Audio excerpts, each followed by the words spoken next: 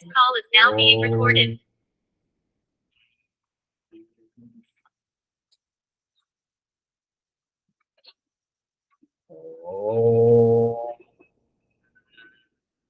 योगे योगे तव स्तरम्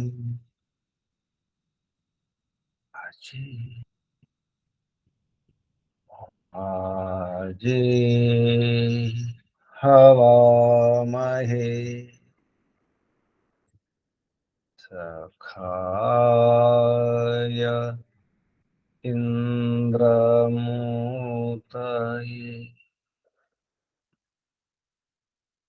सखाय इन्द्रमूतये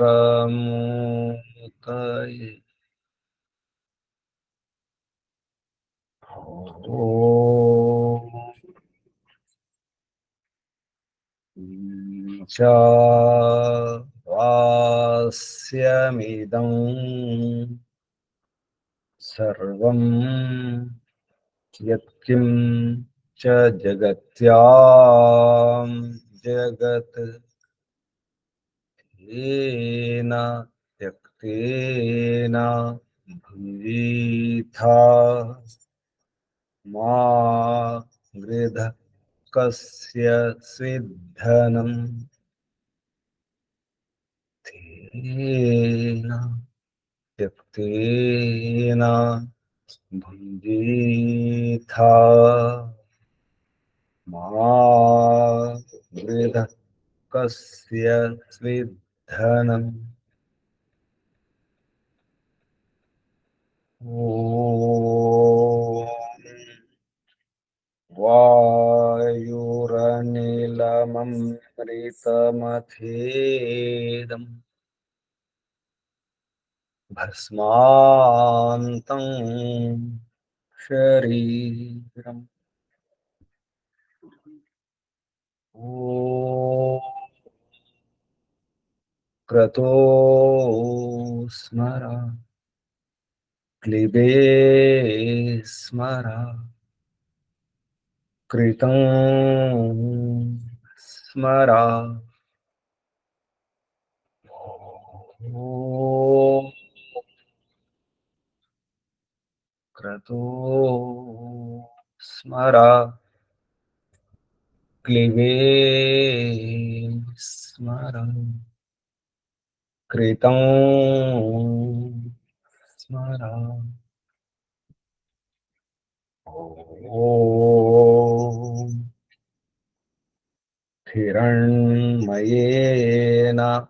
पात्रेण सत्यस्य पिहितं मुखम्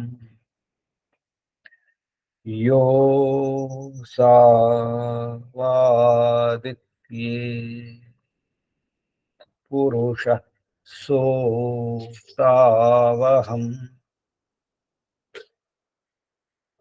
ॐ खं ब्रह्म ॐ खं ब्रह्म ॐ खं ब्रह्म ॐ शान्ति शान्ति शान्ति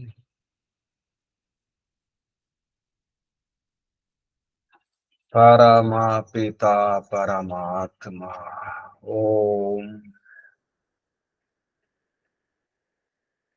ओम रक्षक ओम सर्वरक्षक ओम सर्वदा रक्षक सर्वत्र रक्षक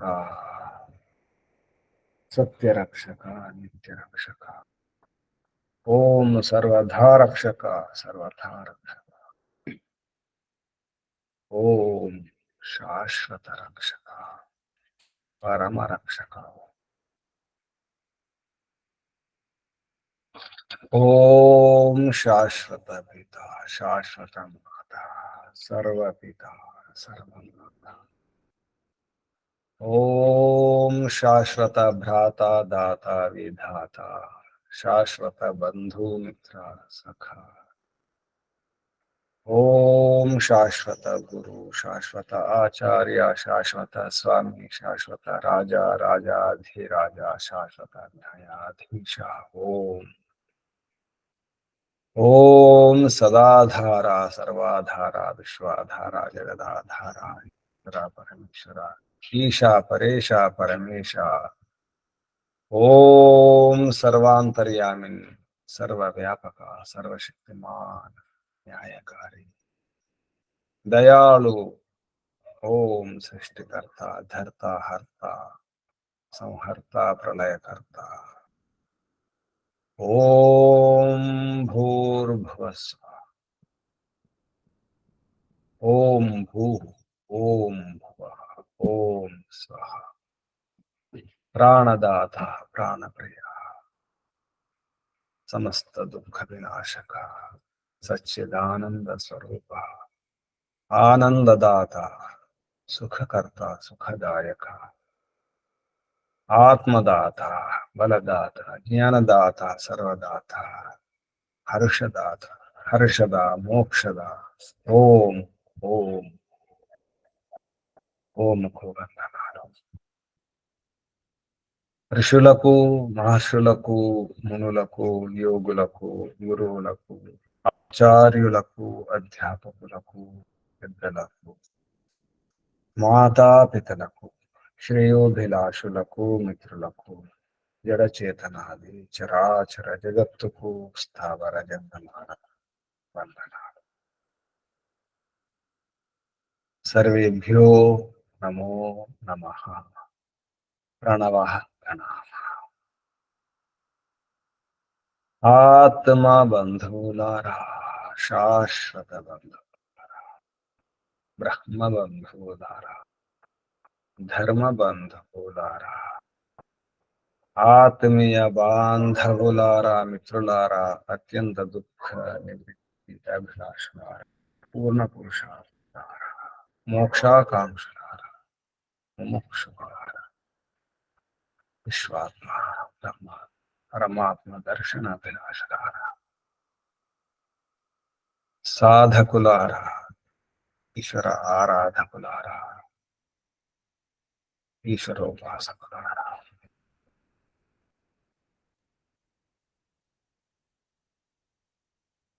మానవ జన్మ యొక్క ముఖ్య ఉద్దేశ్యం మోక్షం పొందడమే. ఏ దుఃఖము లేకుండా ఏ కష్టము లేకుండా ఏ సమస్యలు లేకుండా ఏ సందేహాలు లేకుండా ఏ భ్రమల్లో భ్రాంతుల్లో ఉండకుండా ఉండడం కోసమే పరమపిత పరమాత్మ మనకిచ్చిన సాధనాలు ఎన్నో ఉన్నాయి ఈ శరీరంలో. అందులో ఒకటి వివేక జ్ఞానం, బుద్ధి, సద్బుద్ధి, సుబుద్ధి.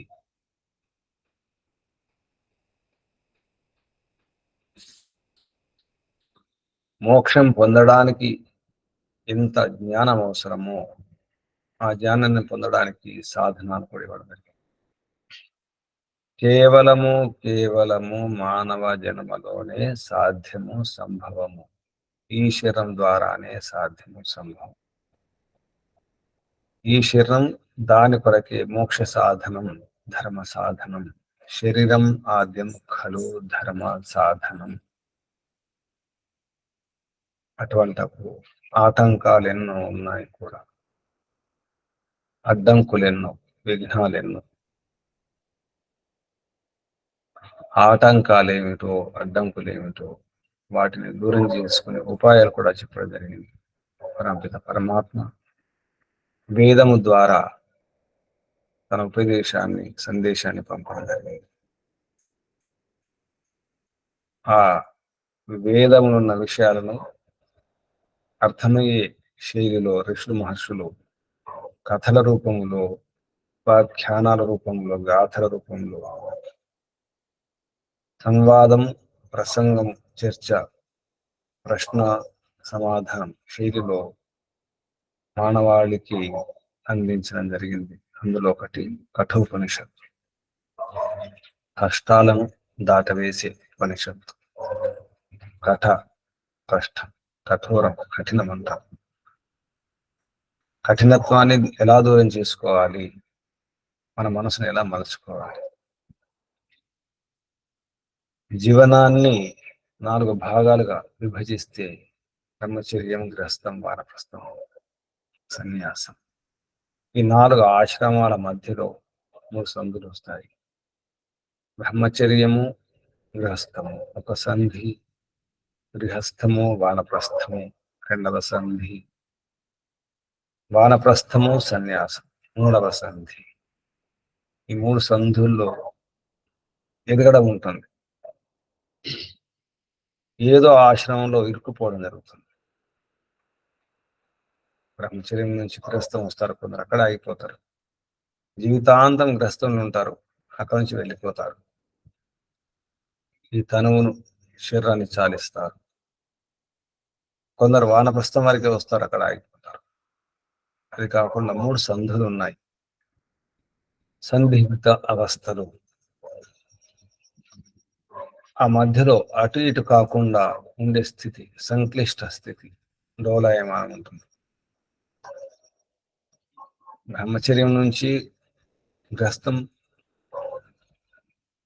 వెళ్ళడానికి ఆలోచించాల్సిన అవసరం ఉంటుంది. నేను గృహస్థాశ్రమం వెళ్తున్నాను, వెళితే ఎలా ఉంటుంది, ఇలాగే బ్రహ్మచర్యంలో ఉండి ఇలాగే సాధన చేస్తూ విద్య అధ్యయనం చేస్తూ ఉంటే ఎలా ఉంటుంది,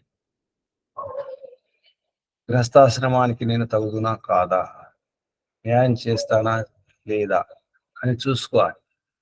అన్నిటికంటే పెద్ద ఆశ్రమం, ఎక్కువ బాధ్యతలు ఉండే ఆశ్రమం గృహస్థాశ్రమం. గృహస్థాశ్రమంలో ఉండి కూడా మళ్ళీ వానప్రస్థం వెళ్ళేటప్పుడు నాకు అటువంటి స్థితి ఉందా, వైరాగ్య స్థితి ఉందా, సాధనలో రుచి ఉందా, ఆ మార్గంలో, ఆ ఆధ్యాత్మిక మార్గంలో వానప్రస్థ దీక్ష తీసుకునే ముందు అయోగ్యత ఉందా లేదని ఆలోచించుకోవాలి. లేదా గురువు గారిని అడగాల్సి వస్తుంది. ఎవరి ద్వారానైతే మనం దీక్ష తీసుకోవాలనుకుంటాము వారిని అడగాలి. వానప్రస్థంలో ఉన్నటువంటి వారు సన్యాసం తీసుకునే ముందు అక్కడ కూడా ఆలోచించాలి. ఈ ఆలోచించడం, నిర్ణయం తీసుకునే ముందు విజ్ఞానం ఉండాలి, విచక్షణ ఉండాలి, వివేకం ఉండాలి. అప్పుడు ఘర్షణ అవుతుంది మానసికంగా. సరి అయిన జ్ఞానంతో, వివేకంతో నిర్ణయం తీసుకోవడం అవసరం ఉంటుంది. ఆ మధ్యలో ఉన్నటువంటి ఆ వ్యవహారాన్ని యముడు నచికేతునికి ఒక వర రూపంలో ఇవ్వడం జరిగింది. మరొక వరం, 3 వరాలు కాకుండా భూయ మరొక వరం ఇవ్వడం జరిగింది. 4వ వరం, నీ బుద్ధి కుశలతకు మెచ్చుకొని, నీ వ్యవహారానికి మెచ్చుకొని, నాకు నచ్చి నాకు సంతృప్తి కలిగింది కాబట్టి ఆ ప్రసన్నత కారణంగా తమరికి మరొక వరాన్ని ఇస్తున్నాను. ఆ వరం పేరే నచికేతాగ్ని, త్రినాచికేతాగ్ని. నచికేత అదే ఆశ్రమం నుండి అందులోనే ఉండకుండా, ఆ కోరికల్లో, ఆ కామనలో ఉండకుండా, నచికేత కోరికలు కోరకుండా దాటడం. అటువంటి అగ్ని నీ పేరుతో ఉంటుంది, త్రినాచికేత అగ్ని. 3 సంధుల్లో బ్రహ్మచర్యము, గృహస్థము, వానప్రస్థము, సన్యాసం. ఆ మధ్యలో ఏదైతే ఆలోచన ఉంటుందో, ఆలోచన అనే అగ్ని, వివేకము అనే అగ్ని, దాని పేరు నీ పేరు ఉంటుంది. ఇది మరొక వరం అని చెప్పి యమాచార్యుడు నచికేతునికి వరాన్ని ఇవ్వడం జరుగుతుంది.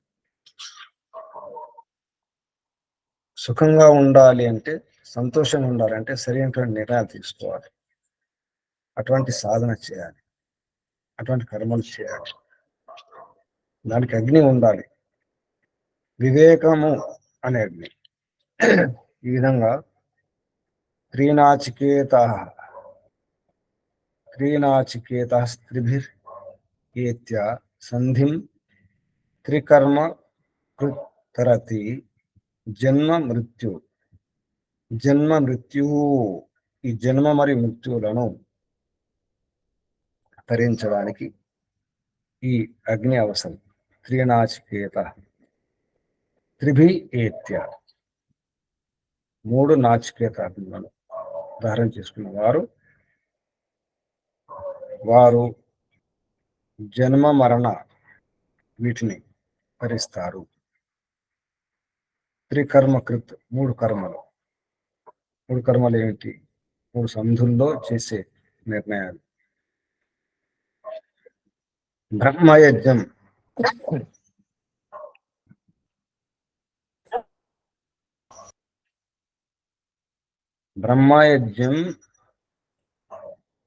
దేవమేద్యం విదిత్వా నిచాయ్య ఇమాం శాంతిం అత్యంతమేతి. అత్యంత శాంతిని, ఇమాం ఈ అత్యంత శాంతిని ఏతి పొందగలుగుతారు. ఎవరు? బ్రహ్మయజ్ఞం. బ్రహ్మయజ్ఞం అనే శబ్దం ఉంది ఇందులో, అది బ్రహ్మ యజ్ఞం కూడా. జజ్యం కూడా అంటారు సంస్కృతంలో. యజ్ఞాన్ని జజ్యము, దాన్ని జా కూడా అంటారు. యమునకు జమున అన్నట్టుగా, యాత్రకు జాతర అన్నట్టుగా యజ్ఞము జజ్యము. బ్రహ్మయజ్ఞం ద్వారా ఉత్పన్నమైనటువంటి అంటే ఈశ్వరోపాసన ద్వారా, బ్రహ్మ అంటే వేదం ద్వారా, వేదాధ్యయనం ద్వారా, ఈశ్వరోపాసన ద్వారా, బ్రహ్మచర్య పాలన ద్వారా కలిగినటువంటి ఆ జ్ఞానం ద్వారా.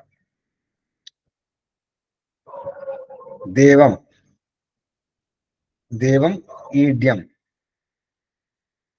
పరమపిత పరమాత్మను ఈడ్యం అంటే స్తుతి చేయడం. ఈశ్వర స్తుతి ప్రార్థనోపాసన అంటాం. ఇలా ఈశ్వరుని ఏళ అగ్నిమేళే అంటాం, అది ఏళ స్తుతం. దాన్నే ఉచ్చారణలో ఈడ్యం కూడా అంటారు, ఏళ కూడా అంటారు. ఈ విధంగా పరమపిత పరమాత్మను స్తుతించడం కూడా రావాలి, దానికి యోగ్యత కూడా కావాలి. ఊరికి ఈశ్వర స్తుతి ప్రార్థనోపాసన అంటే సరిపోదు. ఈశ్వరుని ఎలా స్తుతించాలి?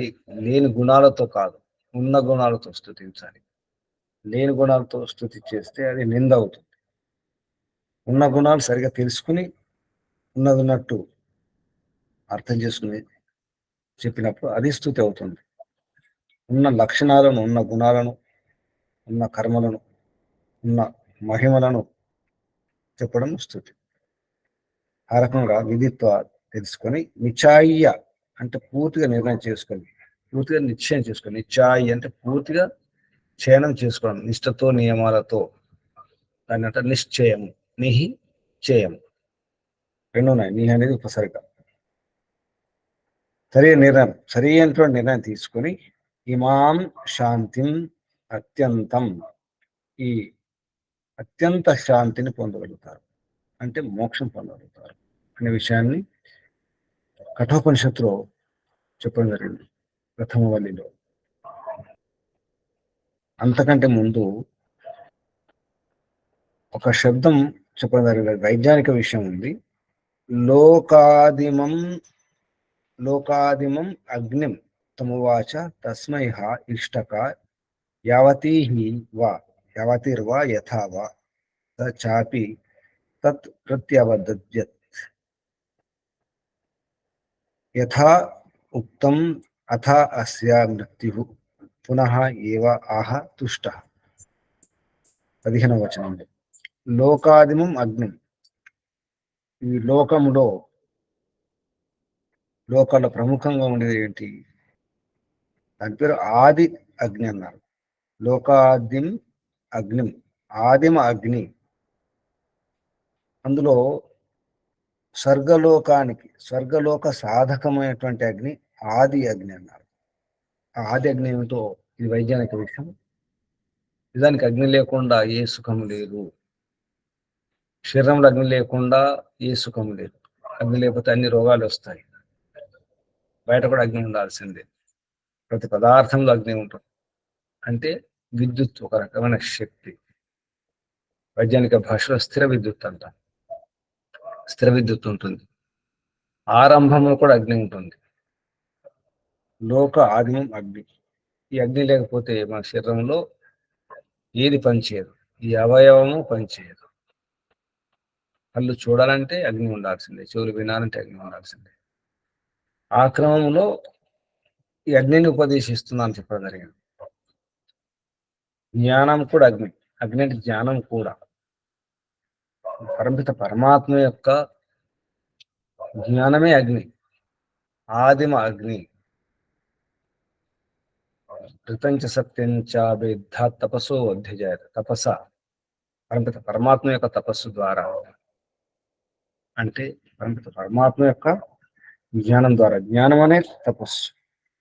ఆ విధంగా ఇందులో చాలా రహస్యమైన విషయాలు చెప్పడం జరిగింది. అందులో ఒక శబ్దం త్రినాచికేత అగ్ని. అది ఆదిమ అగ్ని అయితే ఈ సంధుల్లో బ్రహ్మచర్యము, గృహస్థము, వానప్రస్థము, సన్యాసం, ఈ 3 సంధుల్లో వివేక జ్ఞానం అవసరం. నిశ్చయం చేసుకోవడానికి, అది కూడా సరైన నిర్ణయం చేసుకోవడానికి త్రినాచికేత అగ్ని. త్రినాచికేత త్రిభిత్య సంధిం త్రికర్మకృత్ తరతి జన్మ మృత్యు. ఈ మృత్యు అనే దాంట్లో దీర్ఘం ఉంటుంది. అంటే జన్మ మరణాలు 2 అని అర్థం. జన్మ మృత్యు. బ్రహ్మజజ్యం శబ్దాన్ని గమనించండి. జజ్యం అంటే యజ్ఞం. ఇందాక చెప్పినాను. బ్రహ్మజజ్యం అంటే బ్రహ్మయజ్ఞం. దేవం ఈడ్యం విదిత్వా నిచాయ ఇమాం శాంతిం అత్యంత శాంతిని పొందగలుగుతాడు. ఏతి అంటే పొందగలుగుతాడు అటువంటి సాధకుడు.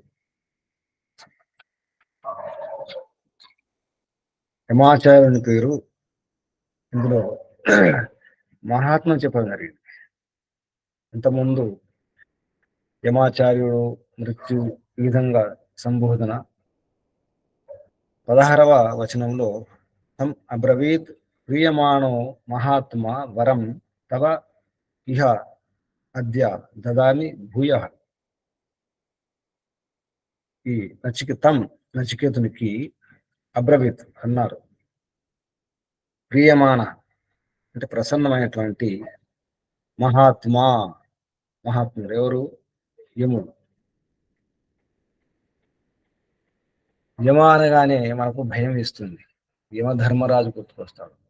యముడు అంటే భయంకరుడు అని అనిపిస్తుంది. నిజానికి యముడు అంటే భయంకరుడు కాదు, సరైన దారిలో ఉంచేవాడు, నియంత్రణ చేసేవాడు, అదుపులో ఉంచేవాడు, కష్టాలు రాకుండా చేసేవాడు. ఈ వచనంలో మహాత్మా, ఆ యముడు, ఆ మహాత్ముడు, వరం తవ ఇహ.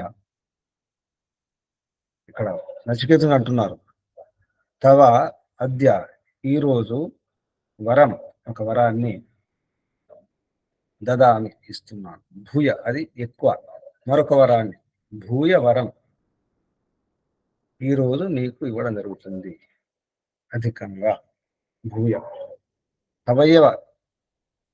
తవయేవ అది నీ పేరుతోనే, తవైవ నామ్న నీ పేరుతోనే ఉంటుంది. తవైవ నామ్న భవిత అవుతుంది, భూతకాలం అది అవుతుంది భవిత. అయం అగ్ని ఈ అగ్ని, కింకాం చ ఇమాం అనేక రూపం. అగ్ని మరియు శృంఖం అంటే మాల. ఆ మాల ఎటువంటిదంటే అనేక రూపాలతో ఉన్నటువంటి మాల మీకు ఇవ్వడం జరుగుతుంది. గృహాణ స్వీకరించండి ఓ నచికేత ఈ మాలను. తర్వాత ఈ అగ్ని నీ పేరుతో ఉన్నటువంటి త్రినాచికేత అగ్ని తమరు స్వీకరించని చెప్పేసి, శృంఖాం చ ఇమాం అనేక రూపాం గృహాణ. ఈ విధంగా నచికేతునికి మహాత్ముడైనటువంటి ఆ యమాచార్యుడు వరాన్ని ఇవ్వడం జరుగుతుంది.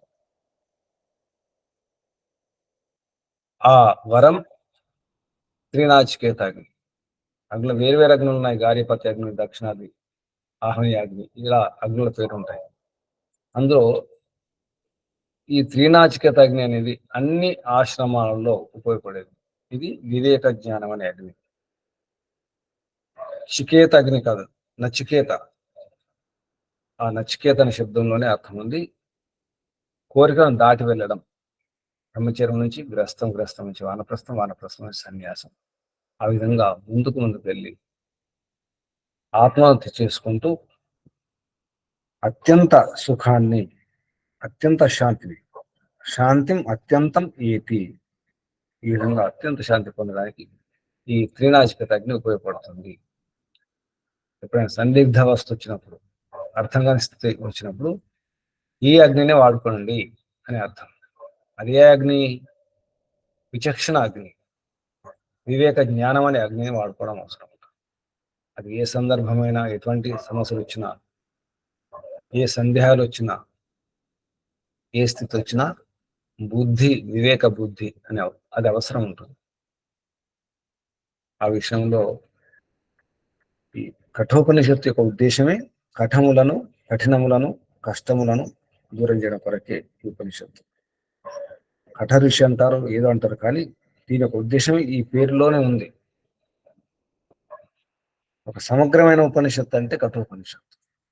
ఇన్ని విషయాలను, ఆత్మ పరమాత్మ విషయాలను, ఆటంకాలను కూడా స్పష్టం చేస్తూ, ఉపాయాలను కూడా తెలియజేస్తూ, మోక్షం పొందడానికి కావాల్సినటువంటి విద్య అంతా కూడా ఇందులో నిక్షిప్తం చేయడం జరిగింది.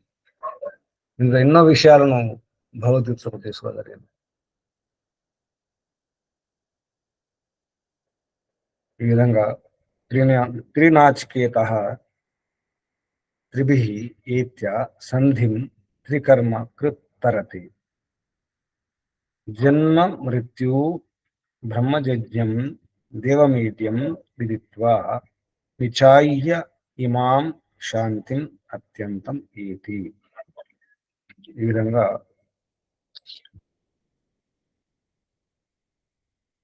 ఎన్నో రహస్యాలను చెప్పడం జరుగుతుంది. ఇదే విషయం మనము యజ్ఞం చేసేటప్పుడు, ఇంకా బ్రహ్మయజ్ఞం అంటే మన సంధ్యోపాసన, ఈశ్వరోపాసన విషయం కూడా వచ్చేస్తుంది. దేవయజ్ఞం అంటే దేవయజ్ఞం కూడా వచ్చేస్తుంది. ఆ విధంగా పంచమహాయజ్ఞాల విషయం కూడా ఇందులో ప్రస్తావించినట్టు మనం అర్థం చేసుకోవాలి. రెండు పేర్లు తీసుకున్నారు, బ్రహ్మయజ్ఞం, దేవయజ్ఞం. ఈశ్వర స్తుతి, ప్రార్థన, ఉపాసన చేస్తున్నాం, దేవయజ్ఞం చేస్తాం. అందులో 3 సమిధలు ఉంటాయి, 4 మంత్రాలు చెప్తాను. అయంత ఏధుమ అని విధంగా మంత్రాలు చెప్తాం. సమిధాగ్ని సుసమిద్ధాయ తంత్ర సమిద్భరంగిరో. మంత్రాలు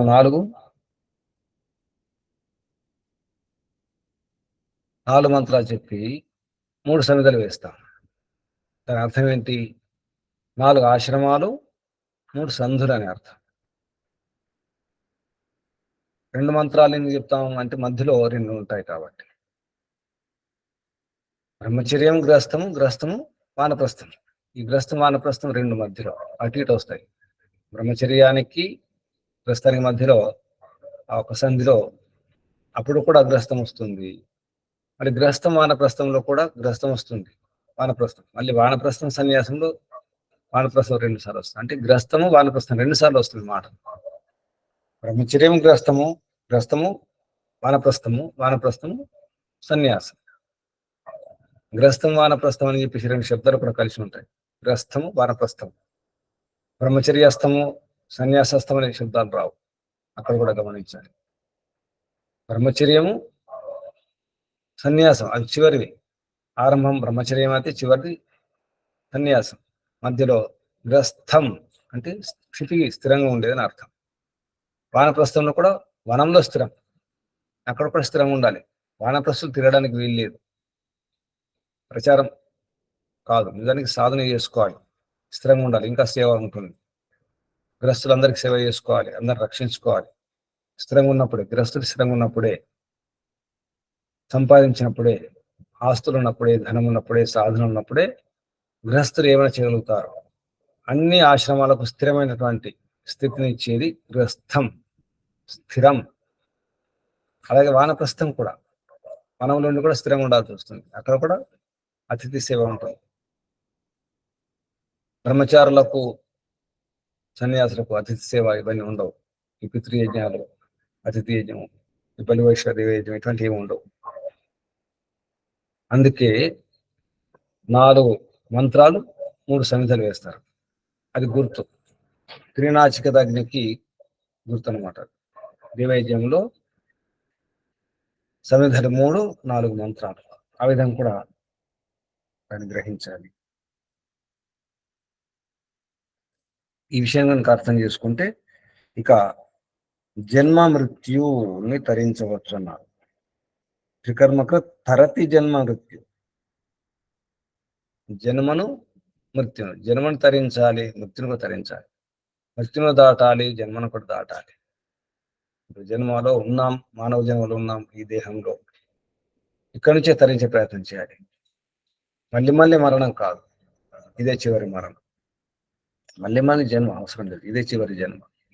జన్మ రాహిత్యం కొరకే ప్రయత్నం చేయాలనే సందేశం ఇందులో చెప్పడం జరిగింది. దానికి ఉపాయం కూడా చెప్పడం జరిగింది. త్రినాచికత అగ్ని ద్వారా. ఇలా బ్రహ్మజజ్యం ద్వారా, దేవం ఈట్యం ద్వారా తెలుసుకుని, విదిత్వ తెలుసుకుని, విచాయం సరైన నిర్ణయం చేసుకుని, ఇమాం శాంతిం అత్యంతం శాంతిం ఏతి పొందుతాడు.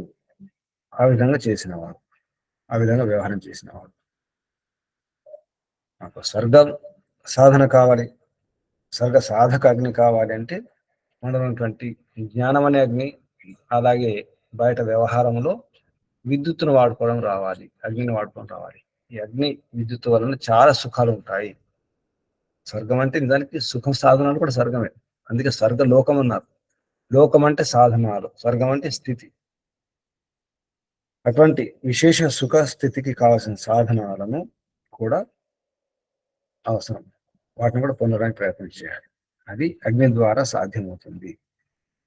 ఈ బ్రహ్మయజ్ఞం అనేది ముఖ్యంగా స్వర్గ సాధకం అగ్నిది. ఈశ్వరోపాసన, సంధ్య, ఈశ్వర సమర్పణ, విశేష భక్తి, అనన్య భక్తి అనేది బ్రహ్మయజ్ఞం. అది కూడా వేదాధ్యయనం చేస్తే ఎటువంటి వ్యవహారం చేయాలో, ఈశ్వరోపాసన ఎలా చేయాలో, ఆరాధన ఎలా చేయాలో వేదానుకూలంగా. అందుకే బ్రహ్మ అన్నారు. బ్రహ్మ అంటే వేదం కూడా, వేదాధ్యయనం కూడా బ్రహ్మయజ్ఞమే. ఈ విషయాన్ని మనం మహర్షి కూడా చెప్పడం జరిగింది మనస్మృతులు. బ్రహ్మయజ్ఞం అంటే వేదాధ్యయనం అని. కాబట్టి బ్రహ్మ అంటే గొప్ప అనే అర్థం కూడా వస్తుంది. ఆ విధంగా బ్రహ్మ అంటే విస్తారం అనే అర్థం కూడా వస్తుంది. పెరగడం, వృద్ధి, ప్రగతి అనే అర్థం వస్తుంది. ఈ విధంగా మనుష్య జీవనంలో వృద్ధి, అభివృద్ధి జరగాలి, ఉన్నతి జరగాలంటే బ్రహ్మయజ్ఞం ద్వారానే, బ్రహ్మయజ్ఞం ద్వారానే సాధ్యమవుతుంది. మన జీవితాన్ని విస్తారం చేసుకోవాలి, ఉన్నతి చేసుకోవాలి. జీవనాన్ని సంకుచితం కాదు, అగ్ని ద్వారా సాధ్యమవుతుంది. యజ్ఞంలో అగ్ని యొక్క ఉద్దేశం అది, అగ్ని యొక్క ఉపదేశం అది. అగ్ని ఉన్నతికి సంకేతం అది. అగ్ని ఎదుగుతుంది, జ్వాలలు పైకి లేస్తాయి, దారినిస్తాయి, చీకట్లో వెలుగునిస్తాయి ఆ జ్వాలలు, ఆ అగ్నులు. జీవితంలో చీకట్లు వచ్చినప్పుడు వెలుగునిచ్చేవి, దారి చూపేవి ఏమిటంటే త్రినాచికత అగ్నులే. కాబట్టి అగ్నిని బాగా అర్థం చేసుకోవాలి. ఈ మాట పరమపిత పరమాత్మ చెప్పాలి. అగ్నిని అర్థం చేసుకోండి, తెలుసుకోండి. అగ్ని మేళే పురోహితం. మొదటి మంత్రం ఋగ్వేదంలో, ఆది మంత్రం అగ్ని మేళే. అగ్నినే అర్థం చేసుకోవాలి. అగ్ని ఉండడం అవసరమైన విషయాన్ని మాటి మాటికి గుర్తు చేసుకోవడానికి మర్చిపోకుండా ఉండాలి. జీవితంలో ఏ ఆశ్రమంలో ఉన్నా, ఎక్కడున్నా మీరు అగ్నిని మర్చిపోకండి. ఆ పేరు నీ పేరు, ఓ నచికేత, నీ పేరుతో ఉంటుంది. కొన్ని అగ్నులు కొన్ని ఆశ్రమాలకు పనికి వస్తాయి, కానీ నీ అగ్ని ఏతుందో, నాచికేత అగ్ని, ఆ త్రినాచికేత అగ్ని ఏతుందో అన్ని ఆశ్రమాలలో, అన్ని సమయాల్లో, ముఖ్యంగా సంధి వేళల్లో, సంకట స్థితుల్లో, సందిగ్ధ అవస్థల్లో నీ అగ్నిని వాడుకున్న వారు మోక్షం పొందగలుగుతారు. అత్యంతం శాంతిం ఏతి. అది కూడా బ్రహ్మయజ్ఞం ఈడ్యం విదిత్వ నిచాయ్యం, ఇవి ఉపాయాలు, ఇవి మార్గాలు. బ్రహ్మయజ్ఞం దేవనైద్యం ద్వారా. కాబట్టి ఈ త్రినాచికతగ్ని విషయం చాలా అర్థం చేసుకోవాలి. అర్థం చేసుకోవడం కాకుండా దాన్ని ఉపయోగించుకోవాలి. ఎప్పుడైనా సందేహాలు వచ్చినప్పుడు ఆ సందేహాలు నివారణ చేసుకోవడానికి వివేకాన్ని వాడుకోవాలి. అందరిలో వివేకం ఉంటుంది, వివేకం లేకుండా ఎవరు లేరు. ప్రతి ప్రాణిలో ఎంతో కొంత వివేకం ఉంటుంది, బుద్ధి ఉంటుంది.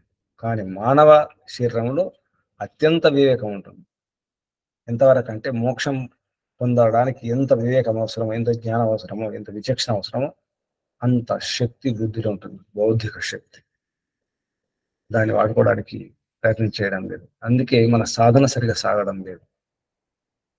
అందరిలో ఉంటుంది, గృహస్థుల్లో ఉంటుంది, వానప్రస్థులు ఉంటుంది, అన్ని అందరిలో ఉంటుంది. వెలికి తీసుకొని వాడుకునేవారు కావాలి ఈ అగ్నిని, నాచికేత అగ్నిని, త్రినాచికేత అగ్ని. ఆ విధంగా నచికేతుని పేరు చిరస్థాయిగా ఉండిపోయింది. ఆ నచికేతుడు ఎవరో బాలకుడు కాదు, చారిత్రక పురుషుడు కాదు. ఇదంతా కూడా ఒక ఉపాఖ్యానం, గాథ అన్నారు. అంటే ఆ పేరుతో ఆ విధంగా కథ రూపంలో చెప్పడం జరిగింది. నచికేతుడు అనేది ఎవరు కాదు, నచికేతుని దానికి ఆత్మయే, ఆ యముడు పరమాత్మ. ఆ విధంగా అర్థం చేసుకోవాలి. నచికేతుడు శిష్యుడు, విద్యార్థి, బ్రహ్మచారి. ఆ యముడు యమాచార్యుడు, గురువు. ఆ యమాచార్య విగ్రహం అది గురుకులం, నిజానికి విద్యాలయం. ఆ విధంగా అర్థం చేసుకుంటే స్పష్టమవుతుంది విషయం. ఈ నచికేతుని యొక్క వరం, మూడవ వరం గురించి మొదలవుతుంది. మూడవ వరం గురించి ప్రయత్నం చేస్తాడు నచికేతుడు. త్రినాచికేత త్రయం ఏతద్ విదిత్వా యా ఏవం విద్వాంస్ చినుతే నాచికేతం స మృత్యుపాశాన్ పురతః ప్రణోద్య శోకాతిగో మోదతే స్వర్గలోకే. ఈ త్రినాచికేతగ్ని గారితో ఈ రకంగా అర్థం చేసుకుంటారో వారు స్వర్గాన్ని పొందుతారు, ఆనందాన్ని పొందుతారని చెప్పేసి స్పష్టం చేయడం జరిగింది. ఆ విధంగా ఏ నచికేత స్వర్గ సాధకమైనటువంటి ఈ అగ్నిని నీకు ఇవ్వడం జరిగింది. ఇప్పుడు మూడవ వరాన్ని కోరుకొని చెప్పడం జరిగింది. ఏషా తే అగ్ని నచికేత సర్గ్యో యం అవృణీథ, యం దీన్నైతే అవృణీథ ద్వితీయేన వరేణ ఏతమగ్నిం తవైవ ప్రవక్ష్యంతి జనాసః తృతీయం వరం నచికేత వృణీష్వ. మూడవ వరాన్ని కోరుకో. ఆ మూడవ వరం ఏంటి? ఆ మూడవ వరం గురించి ముఖ్యంగా ఈ ఆత్మ గురించి ఉంటుంది. ఏయం యా ఇయం ఏయం ప్రేతే విచికిత్స మనుష్యే అస్తి ఇతి ఏకే న అయం అస్తి ఇతి చ ఏకే ఏతద్ విద్యాం అనుశిష్టః త్వయాహం వరాణాం ఏషా వరస్తృతీయ. ఈ మూడవ వరం ఇది. మూడవ వరం ఏంటి? మనుషుడు చనిపోయిన తర్వాత యా ఇయం ప్రేతే, ప్రేత అంటే వెళ్ళిపోయిన తర్వాత, మనుషుడు చనిపోయిన తర్వాత, ప్రా అంటే మంచిగా, ఏది అంటే ఇక్కడ వెళ్ళిపోవడం, ఇక్కడ నుంచి వెళ్ళిపోయిన తర్వాత అంటే శరీరం నుంచి వెళ్ళిపోయిన తర్వాత విచికిత్స అవుతుంది, అంటే ఒక సంశయం ఉత్పన్నం అవుతుంది. జిజ్ఞాస, విచికిత్స అంటే సంశయం కలుగుతుంది. మనుష్యే అస్తి ఇది అంటే మనుషుడు అంటారు ఇక్కడే ఉంటారు, అంటే ఆత్మ వెళ్ళిపోయిన తర్వాత, శరీరం నుంచి వెళ్ళిపోయిన తర్వాత ఇక్కడ తిరుగుతుంది అంటారు. నా అయమస్థితి చాయక, కొందరు అంటారు ఇక్కడ ఉండదు, వెళ్ళిపోతుంది అంటారు.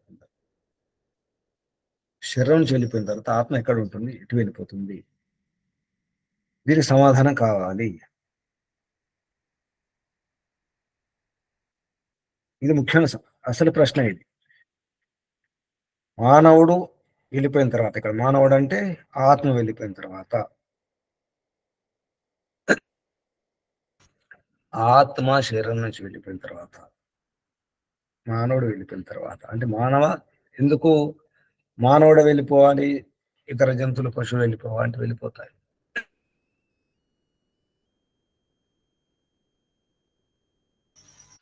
మానవుడు ఎందుకన్నాను, మానవ జన్మలో నుంచి నిజానికి మోక్షం పొందడానికి అవకాశం ఉంది. కాబట్టి మానవ జన్మ అనేది ఒక ద్వారం, మోక్ష ద్వారం మానవ జన్మ, మానవ శరీరం. అదే అటైనా వెళ్ళిపోవచ్చు, ఇటైనా వెళ్ళిపోవచ్చు, అదొక ద్వారం. బయటకన్నా వెళ్ళిపోవచ్చు, లోపలికి వెళ్ళిపోవచ్చు. ద్వారం అన్నప్పుడు ద్వారా అంటాం, అందుకే ద్వారా, దాని ద్వారా, దీని ద్వారా. ద్వారా అంటేనే ద్వారం, ద్వారం అంటేనే ద్వారా.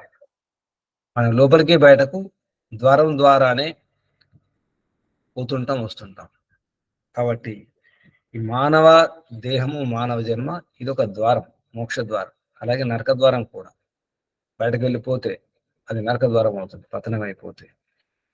లోపలికి వెళితే అది మోక్షం అవుతుంది. కాబట్టి ఇది ద్వారం, మానవ దేహం అనేది. ఈ దేహం ద్వారానే సాధ్యం. కాబట్టి మనుష్యుడు వెళ్ళిపోతున్నారు. అందుకే అంటే మానవ శరీరం నుంచి జీవాత్మ వెళ్ళిపోతే, ఇతర పక్షుల, పశువుల, ఇతర దేహాల నుంచి వీలైనటువంటి ఆత్మను మోక్షం పొందడానికి వీల్లేదు, మోక్షం పోవడానికి వీలేదు. ఎందుకంటే ఇంకా అనుభవించాలి. మానవ దేహం పొందిన తర్వాతనే కేవలం ఏకైక ద్వారం, మోక్ష ద్వారం మానవ శరీరం. అందుకే ప్రయత్నించేది. మనుష్య అస్తి ఇది ఏకే నా అయం అస్తి ఇది చ ఏకే ఏతద్ విద్యాం అనుశిష్ట త్వయా అహం వరాణం ఏష వరః తృతీయ. ఇది వరం, నేను కోరే వరం ఇది ఒకటే. వరాణం ఏష తృతీయ వరం ఇదే. దీనికి సమాధానం కావాలి. అప్పుడు యమాచార్యుడు ఎందుకంటే ఆలోచించవచ్చు, ఎందుకంటే అసలు ఇటువంటి ప్రశ్న ఇంత చిన్న వయసులో అడగడం జరుగుతుంది. పెద్ద పెద్ద విద్వాంసులకే ఈ విషయంలో ఉంటుంది. ఈ కారణం ఏంటని ఆలోచిస్తుంటాడు. దేవై అత్రాపి విచిత్సితం పురా నాహి సువిద్యేయం అనుహు ఏషా ధర్మ అన్యం వరం నచికేతో వృణీష్వ మా మా ఉపరోత్సిరతి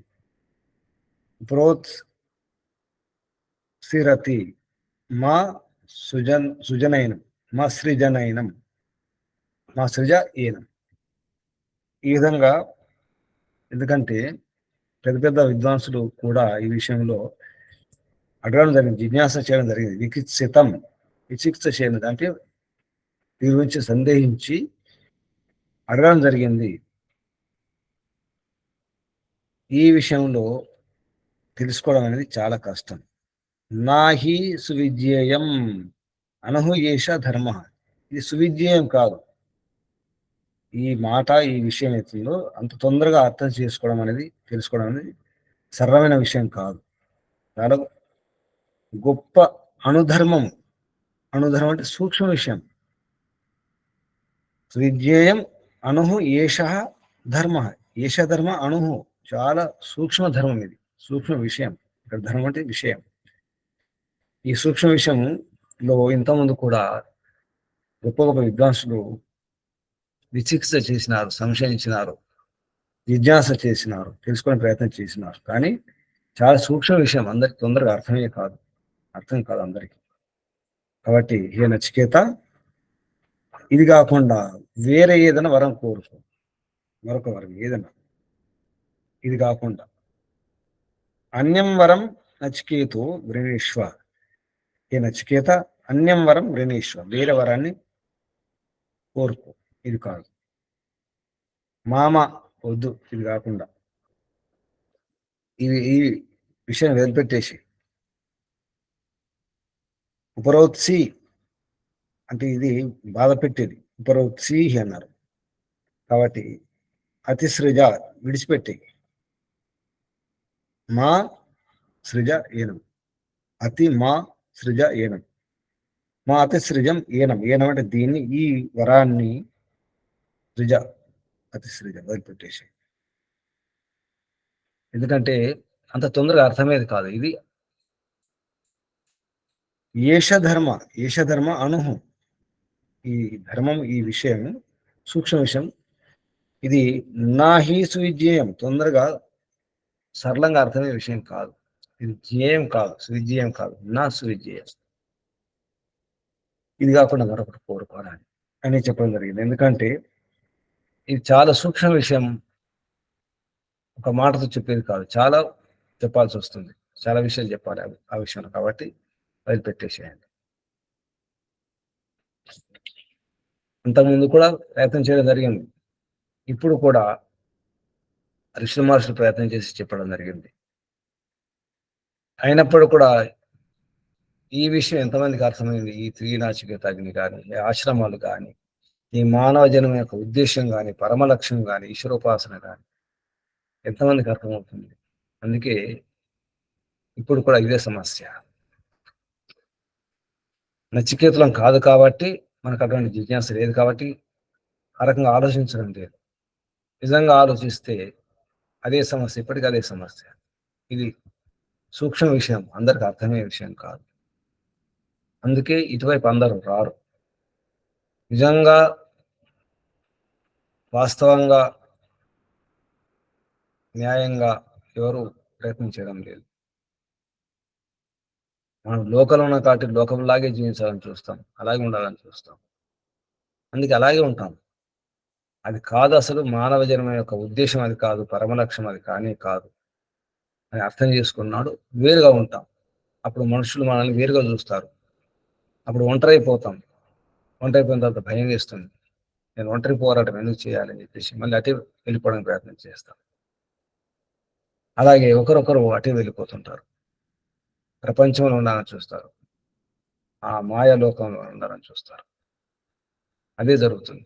కానీ ఎప్పుడైతే నచికేతులం అవుతామో, ఏది కొరకుండా, ప్రాపంచిక సుఖాలను కొరకుండా, ఆ సుఖ సాధన కూడా అవసరం లేకుండా చేసుకుంటాము, మోక్ష సాధనకు ఏది అవసరం దాన్ని మాత్రమే పొందుతుంటాము, సంపాదించుకుంటాము, ఈ సమస్యలు రావు. అందుకే ఈ విషయం వదిలిపెట్టేసేయాలి అంటారు. ఇప్పుడు కూడా చెప్పేది అది చాలా మంది. ఇంత చిన్న వయసులో ఇది అవసరమా? ఇటువంటి ప్రశ్నలు ఎందుకు? ఈ వైరాగ్య మాటలు ఎందుకు? దీనివల్ల ఉన్నతి కాదు. ఉన్నతి అంటే మనకు భౌతిక ఉన్నతి, ఉన్నతి, ఆధ్యాత్మిక ఉన్నతి కనిపించదు, అది వినిపించదు. అందుకే అందరికీ సాధ్యం కాదు. విడిగా ఆలోచించాల్సి వస్తుంది, వేరుగా చూడాల్సి వస్తుంది ప్రపంచాన్ని. ఈ ప్రపంచంలో నశ్వరత్వం ఉంది అంటే తాత్కాలికంగా ఉంటుంది. ఈ ప్రపంచం ఉండేది కాదు. ఇప్పుడున్న ప్రపంచం మరో క్షణంలో కూడా మారిపోతుంది. నిజానికి మనం గమనిస్తే ప్రతి క్షణం ప్రపంచం మారుతూనే ఉంటుంది, పరివర్తనం చెందుతూనే ఉంది. అది గమనించడం లేదు. మన శరీరం మారుతుంది, ప్రతి క్షణం ప్రతి నిమిషం కూడా మారుతూనే ఉంది. వృద్ధాప్యం వస్తుంది, శరీరంలో ఉన్నటువంటి ఎన్నో శక్తులు మెల్లమెల్లగా తగ్గిపోతున్నాయి, క్షీణిస్తున్నాయి. మనం గమనించినా గమనించకున్నా తెలియకుండానే మారిపోతుంటాయి. అకస్మాత్తు ఏది జరగడం లేదు. చివరికి మిగిలేది ఏమీ లేదు. కనిపించేది ఏమి మిగలదు, వినిపించేది కూడా ఏమి ఉండదు. కనిపించేది, వినిపించేది, అనిపించేది ఏమి ఉండదు. ఇంద్రియ ద్వారా పొందేది ఏమి ఉండదు. శరీరం ద్వారా పొందుతున్న సుఖాలు ఏమి మిగలవు, దుఃఖాలు కూడా ఏమి ఉండవు. ఈ శరీరం ద్వారా ఎన్నో రోగాలు అనుభవిస్తున్నాం, నొప్పులు, బాధలు అనుభవిస్తున్నాం, అది కూడా ఉండదు శరీరం నుంచి వెళ్ళిపోయిన తర్వాత. ఈ శరీరం నుంచి వెళ్ళిపోయిన తర్వాత నేనెక్కడ ఉంటాను, నా చోటు ఎక్కడ, నా ఇల్లు ఎక్కడ? ఇక్కడ నుంచి వెళ్ళిపోతాం. ఈ ఇంట్లో ఉండం, ఈ ఊర్లో ఉండం, ఈ దేశంలో ఉండం, ఈ భూగోళం మీద ఉండం, ఈ ప్రపంచంలో ఉండం. అప్పుడు ఎక్కడికి వెళ్ళిపోతాం? అదే ప్రశ్న నచికేతుడు అడగడం జరుగుతుంది. ఏమవుతుంది ఈ శరీరం నుంచి వెళ్ళిపోయిన తర్వాత, ఈ మానవ దేహం నుంచి వెళ్ళిపోయిన తర్వాత ఎక్కడికి వెళ్ళాలి? కాబట్టి ఈ ప్రశ్న చాలా సూక్ష్మ ప్రశ్న, సూక్ష్మ సందేహం. అడగాలంటే కూడా చాలా ఆలోచన ఉండాలి, చాలా మరణం చింతన చేసుకుని అప్పుడు ప్రయత్నం చేయాలి. కఠోపనిషత్తం అధ్యయనం చేస్తున్నాం కాబట్టి అనిపిస్తుంది, కానీ లేకపోతే మామూలు అందరిలాగే మనం కూడా ఈ ప్రశ్న సమాధానం దొరుకుతుందని కూడా అనిపిస్తుంది. శరీరం నుంచి వెళ్ళిపోయిన తర్వాత వెళ్ళిపోతుంది. ఎక్కడ వెళ్ళిపోతుంది? ఎక్కడో ఉంటుంది, లేదా భగవంతునిలో ఉంటుంది. దానికి ఇప్పుడు కూడా భగవంతులోనే ఉన్నాం. ఆత్మ ఇప్పుడు కూడా పరమాత్మలోనే ఉంది. శరీరం లేకున్నా ఉంది, శరీరం ఉన్నా ఉంది, మోక్షం ఉన్నా ఉంది, మోక్షంలో లేకున్నా ఉంది. ప్రళయంలో కూడా ఆత్మ ఉంటుంది, పరమాత్మ ఉంటాడు. అన్ని ఆత్మలు ఉంటాయి, అలాగే ఉంటాయి. మరి భేదం ఏమిటి? ఈ శరీరం ఉన్నప్పుడు భేదం ఏమిటి? అది మానవ దేహంలో ఉన్నప్పుడు భేదం ఏమిటి? ఇతర ప్రాణులు ఇతర దేహాల్లో ఉన్నప్పుడు అప్పుడు ఏమిటి? ప్రళయంలో జీవాత్మ యొక్క స్థితి ఏమిటి? మోక్షంలో కూడా స్థితి ఏమిటి? మోక్షానికి ప్రళయానికి భేదం ఏమిటి? మరి ఈ దేహంలో ఉన్నప్పుడు దీనికి ప్రళయానికి మోక్షానికి భేదం ఏమిటి? ఎక్కడైనా ఎప్పుడైనా ఆత్మ ఆత్మే కదా. ఆత్మ స్వరూపంలో స్వభావంలో మార్పు లేదు. అటువంటప్పుడు శరీరంలో ఉంటేనేమిటి, ప్రళయంలో ఉంటేనేమిటి, మోక్షంలో ఉంటేనేమిటి, ఎక్కడున్నా అక్కడే కదా, అంతే కదా అని అనిపిస్తుంది. మరి అట్లాంటప్పుడు ఈ బాధలు ఎందుకు వస్తున్నాయి, ఈ కష్టాలు ఎందుకు వస్తున్నాయి, ఈ సమస్యలు ఎందుకు వస్తున్నాయి, ఈ ఆశ నిరాశలు, ఈ నిస్పృహలు, కారణం ఏమిటి? ఈ రోగాలు బాధలు ఏమిటి? ఇన్ని రకాల గొడవలు ఎందుకు, తగాదాలు ఎందుకు, ఈ జగడాలు ఎందుకు, ఈ ఆగడాలు ఎందుకు?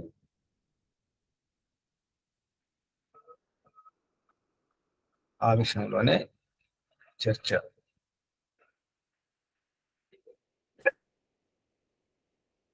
కఠోపనిషత్తు యొక్క రహస్యమే ఇది, అసలు ప్రశ్న ఇది.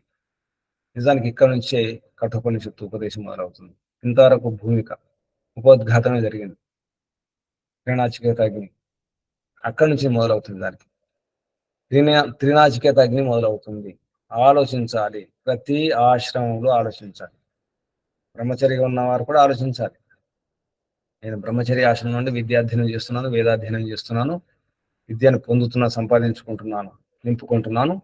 తర్వాత ఏం చేయాలి? ఒక వయసు వస్తుంది, అప్పుడు ఏం చేయాలి? గ్రస్తానికి వెళ్ళడమా వద్దా? గ్రస్తులు ఉన్నవారు కూడా ఆలోచించాలి. అలాగుండి వెళ్ళిపోవడమా, నేను సాధన చేసుకోవాలి వద్దా? ఇంకా అలాగే ఉండిపోవడమా, కుళ్ళిపోవడమా, ఆ ఇంట్లోనే కుళ్ళిపోవడమా, వృద్ధాప్యం వచ్చేసి చేతగాని స్థితిలో అక్కడ ఉండిపోయి అక్కడే కుళ్ళిపోయి శరీరం అంతా నాశనం చేసుకొని వెళ్ళిపోవడమా, అలాగ ఉండిపోతున్నాం.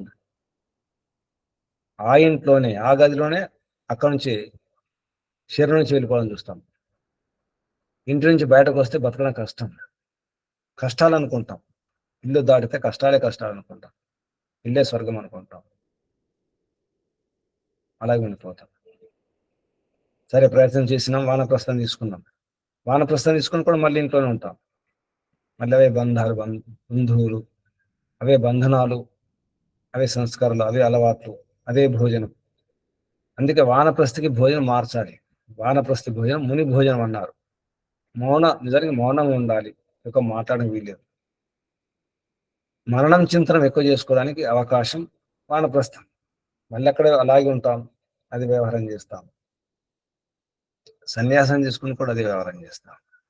అటువంటప్పుడు అందుకే త్రినాచికత అగ్ని అవసరం, విచక్షణ అగ్ని అవసరం, నిర్ణయం తీసుకునే అగ్ని అవసరం, జ్ఞానం అవసరం. అప్పుడు సాధన అవసరం ఉంటుంది. అటువంటి జిజ్ఞాస లేకపోతే, తపన లేకపోతే, ప్రయత్నం లేకపోతే కొంచెం గమనించాలి. ఇలాగే జీవించడమా, ఇదే స్థితిలో ఉండడమా, స్థితి మార్చుకోలేమా, ఆ ప్రయత్నం చేయలేమా? రోగాలుంటే రోగాలు ఉన్నాయని చెప్పి ఏడ్చుకుంటూ ఉండడమేనా, లేదా అందులో సమర్పితం అయిపోయి వాటిని సహించడమేనా? రోగాలకు లొంగిపోవడమేనా, బాధలకు లొంగిపోవడమేనా, కష్టాలకు లొంగిపోవడమేనా, సమస్యలకు లొంగిపోవడమేనా, శిరస్సు వంచడమేనా, తల వంచడమేనా? ఎందుకు తల వంచాలి? రోగాలకు, బాధలకు, కష్టాలకు, సమస్యలకు.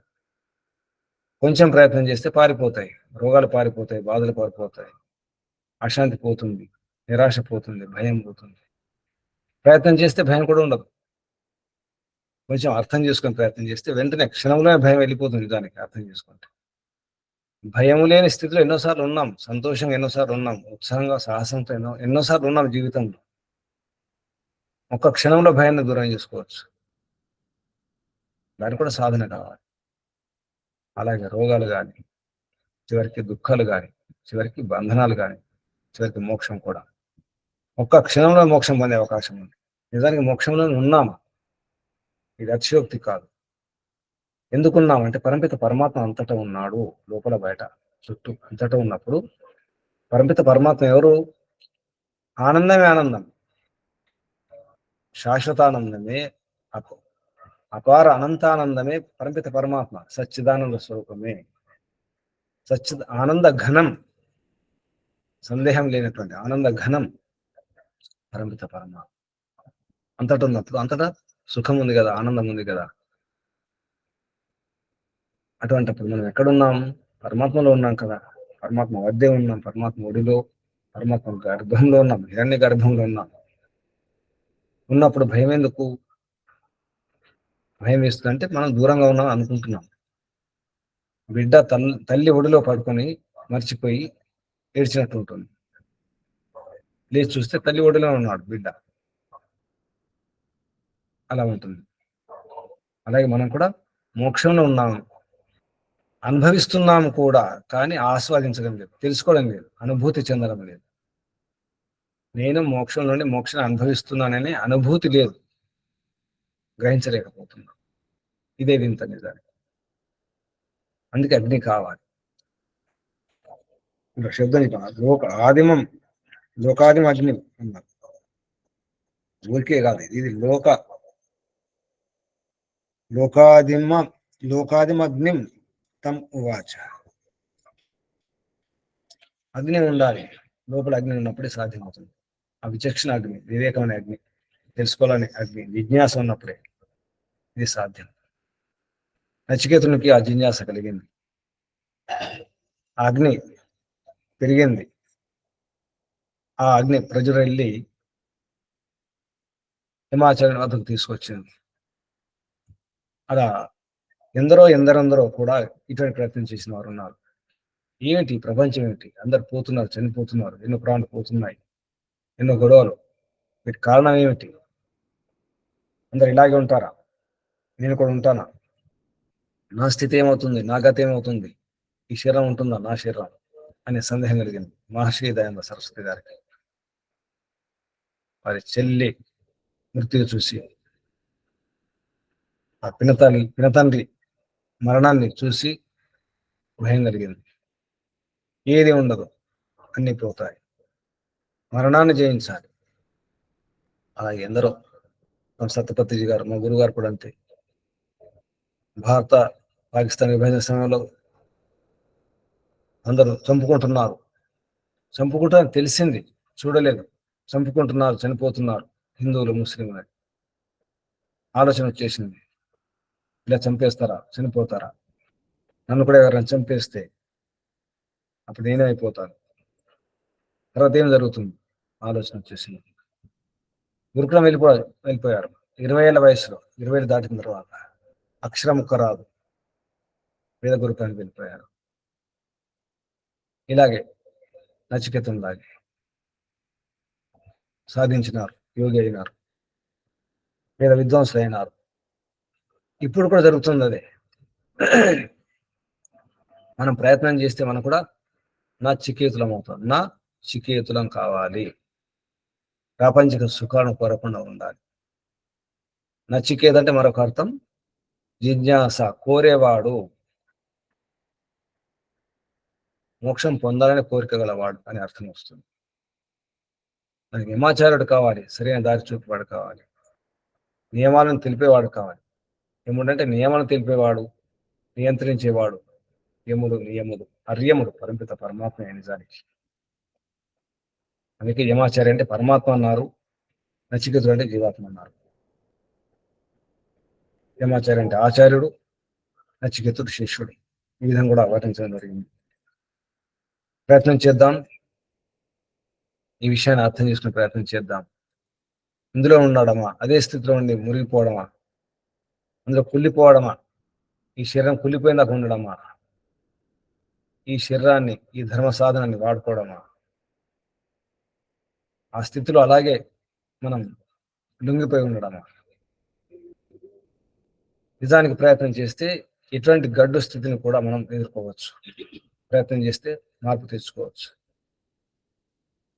నిజానికి ప్రపంచం మారుతూనే ఉంది. జగత్యాం జగత్ ఈశావాస్యం ఇదం సర్వం జగత్యాం జగత్. ఈ జగత్ అంతా కూడా ఇది మారుతూనే ఉంటుంది. జగత్ అంటేనే మార్పు. జన్మించి గమనం జరుగుతుంది, గతి జరుగుతుంది, పరివర్తన జరుగుతుంది, మార్పు జరుగుతుంది. మార్పు లేకుండా ఒక దినం లేదు, ఒక క్షణం లేదు. అన్ని మారుతూనే ఉంటాయి. కాబట్టి మారుతున్న ఈ ప్రపంచంలో అన్ని మారుతూనే ఉంటాయి. మన ప్రయత్నం చేసినా చేయకుండా మార్పులు వస్తూనే ఉంటాయి. కానీ మనం అనుకున్న మార్గంలో వెళ్ళాలంటే, మనం నిర్ణయం చేసుకున్నటువంటి మార్గంలో వెళ్ళాలంటే మన ప్రయత్నం చేయాలి. వదిలేస్తే ఆ ప్రవాహం కొట్టుకుపోతాం. ప్రవాహంలో కొట్టుకుపోతూ ఏడవకూడదు. అందరు కొట్టుకుపోతున్నారు, మనం కూడా కొట్టుకుపోతున్నాం. అప్పుడు ఏడవలసిన అవసరం లేదు. మళ్ళీ ఏడుపు ఎందుకు? కొట్టుకుపోతూ ఏడుపు ఎందుకు? ప్రయత్నం చేస్తే ఒడ్డుకు చేరవచ్చు. గట్టుపైకి రావడానికి ప్రయత్నం చేయాలి. గట్టి ప్రయత్నం చేస్తేనే గట్టుకు చేరుకుంటాం. అది ముఖ్యం. కొట్టుకుపోతే కొట్టుకుపోండి, కానీ ఏడు మానుకొని కొట్టుకుపోండి. కొట్టుకుపోతున్న వారు సంతోషం కొట్టుకుపోతున్నారు, కొందరైతే కొందరు ఏడుస్తున్నారు. ఏడుస్తూ కొట్టుకుపోతున్నారు, కొందరు సంతోషం కొట్టుకుపోతున్నారు. నాకలోకం పోతూ నక్క సంతోషం పోతుంది అంటారు. నాకలోకానికి అంటే నిజానికి పోతుంది నరకలోకానికి. నక్క అంటుంది నేను స్వర్గం పోతున్నా అని చెప్పేసి అంటాను. కొట్టుకుపోతూ ఆ మురికి ప్రవాహాన్ని కొట్టుకుపోతుంది. అలా కొందరు కొట్టుకుపోతుంటారు, సంతోషాన్ని వ్యక్తం చేస్తుంటారు. ఎందుకంటే నేను ఒక్కరిని ఎందుకు కొట్టుకుపోవాలి, నేనెందుకు చెడిపోవాలి ఈ రోగాలతో బాధలతో, అందరిని ఇటువైపు లాగుతామని చెప్పేసి లాగేవారు ఉంటారు. చెడు అలవాట్లు, చెడు ఆలోచనలు, చెడు మార్గం తీసుకెళ్తారు కొందరు.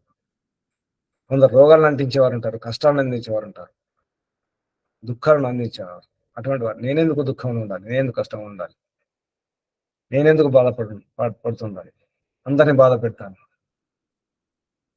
అటువంటి ప్రయత్నం చేసేవారు ఉంటారు. ఆ మాయలు పడి మనం కూడా కొట్టుకుపోతుంటాం. తీయని మాటలకు లొంగిపోతాం, ఆ మధురమైనటువంటి వ్యవహారానికి లొంగిపోతాం. ఈ ప్రపంచం ఆకర్షిస్తుంది. ఇది ఇంతే. ప్రపంచంలో ప్రదర్శన ఉంటుంది, నటన ఉంటుంది. మనం కూడా నటించాల్సి వస్తుంది. నటన లేని స్థితి, నటన లేని అవకాశం కూడా ఉంది పరంపిత పరమాత్మ. ఈశ్వరోపాసనలో, ఈశ్వర భక్తిలో, ఆరాధనలో ఎటువంటి నటన అవసరం లేదు, ఏ ప్రదర్శన అవసరం లేదు. ప్రదర్శన వల్ల పరమాత్మ దర్శనం కానే కాదు. ప్రపంచం దర్శనం కావచ్చు, కానీ పరమాత్మ దర్శనం అనేది ప్రదర్శనలో జరగదు. ఈ నచికేతుని ద్వారా తెలుసుకోవాల్సిన విషయం, నిజంగా నిజాయితీగా ప్రయత్నం చేయాలి. త్రినాచికేత అగ్నిని వాడుకోవడం అవసరం ఉంది. సందిగ్ధ స్థితి వచ్చినప్పుడు, అర్థం కాని పరిస్థితి వచ్చినప్పుడు వివేకం అనేటువంటి అగ్నిని వాడుకోవాలి. దాని పేరే నాచికేత అగ్ని. ఆ స్థితులు ఉన్నాయి, 3 స్థితుల్లో, అందుకే నాచికేత అగ్ని అన్నారు. ఇప్పుడు కూడా అగ్ని అవసరం. లోకంలో, ఈ ప్రపంచంలో, సృష్టి ఆదిలో కూడా అగ్ని పని చేసింది. ఎప్పుడు అగ్ని పని చేస్తుంది?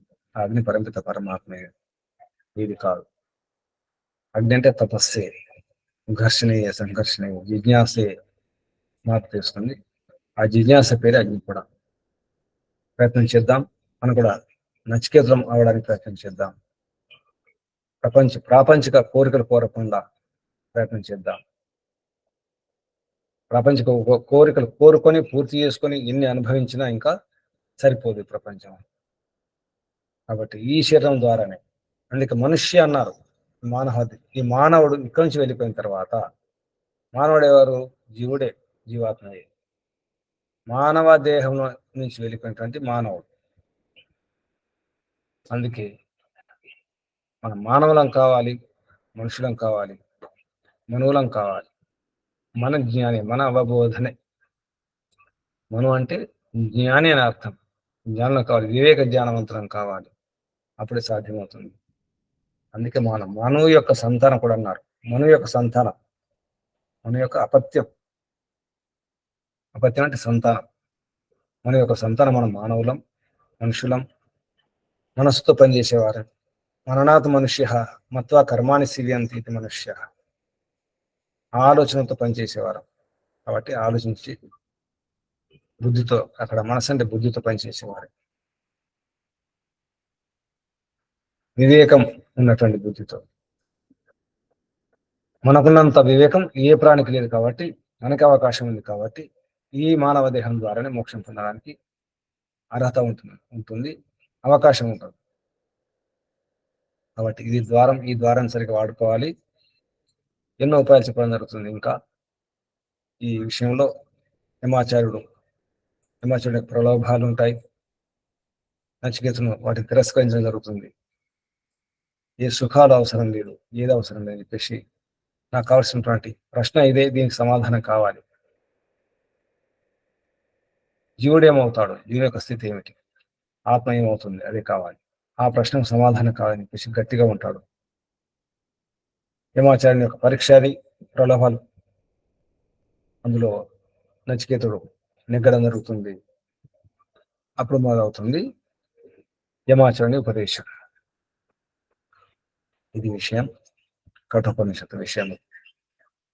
ప్రయత్నం చేద్దాం, మనం కూడా నచికేతులు అవడానికి ప్రయత్నం చేద్దాం, మోక్షం పొందడానికి ప్రయత్నం చేద్దాం. అది ఈ జన్మలోనే సాధ్యం కాబట్టి, ఈ జన్మతోనే సాధ్యం కాబట్టి, ఈ శరీరంతోనే సాధ్యం. ప్రయత్నం చేస్తే ఇప్పుడే అర్థం చేసుకుంటే ఈ క్షణమే మోక్షం, ఈ దినమే మోక్షం, మోక్షంలో ఉన్నాం. ప్రయత్నించి చూడండి, మోక్షం ఉన్నామో లేదో చూసుకోండి. కొంచెం అర్థం చేసుకుంటే మోక్షంలోనే ఉన్నాం, అనుభూతి చెందడం లేదు, అంతే. ఇంతే భేదం, ఇంతే. ఉంచండి, ఇప్పుడే ప్రయత్నం చేయండి. నిజంగా మనం కష్టాలు ఉన్నామా, దుఃఖాలు ఉన్నామా, మోక్షంలో ఉన్నామా చూసుకోండి. మోక్షంలో లేమంటే మా పరమాత్మలో లేవని అర్థం నిజానికి. ఎన్నోసార్లు సంతోషంగా ఉన్నాం కదా, ఎన్నోసార్లు ఉత్సాహంగా ఉన్నాం, ధైర్యంతో ఉన్నాం, ఉల్లాసంగా ఉన్నాం, తృప్తిగా ఉన్నాం. అప్పుడప్పుడు ఆ స్థితి మారిపోతుంది, భయం వేస్తుంది, నిరాశ వస్తుంది, దుఃఖాలు, బాధలు వస్తున్నాయి, సందేహాలు వస్తున్నాయి. పట్టుకోండి, ప్రయత్నం చేయండి. మళ్ళీ పరమాత్మ యొక్క స్థితిని ప్రయత్నం చేయండి. మళ్ళీ పరమాత్మ యొక్క ఆనందాన్ని అనుభూతి చెందే ప్రయత్నం చేయండి. చూసుకోండి. ఈరోజు సాధన, ఈ రకమైన సాధన చేసే ప్రయత్నం చేయండి. ఉపాయాలను వాడుకునే ప్రయత్నం చేయండి. తప్పకుండా తెలుస్తుంది. నేను మోక్షంలోనున్నాను. ఒకవేళ అలా వెంటనే అనుభూతి కాకపోతే, పరమపిత పరమాత్మ చూస్తున్నాడు, గమనిస్తున్నాడు. పరమాత్మ యొక్క స్థితి అంతటా ఉంది. పరమాత్మ కింద, మీద, పైన, అటు ఇటు, ఎడమ కుడి, ముందు వెనక, లోపల బయట అంతటా పరమపిత పరమాత్మ ఉన్నాడు. సర్వాంతర్యామి, సర్వవ్యాపకుడు ఉన్నాడు, చూస్తున్నాడు, గమనిస్తున్నాడు. చూస్తూ లెక్కలు వేస్తూ కర్మఫలం ఇస్తున్నాడు. కర్మఫలదాత, యముడు, నియముడు, అర్యముడు, న్యాయాధీశుడు ఉన్నాడు, చూస్తున్నాడు, గమనిస్తాడు, చూస్తూనే ఉంటాడు, న్యాయం చేస్తూనే ఉంటాడు, పక్షపాతం లేని న్యాయం చేస్తుంటాడు, న్యాయాధీశుడు.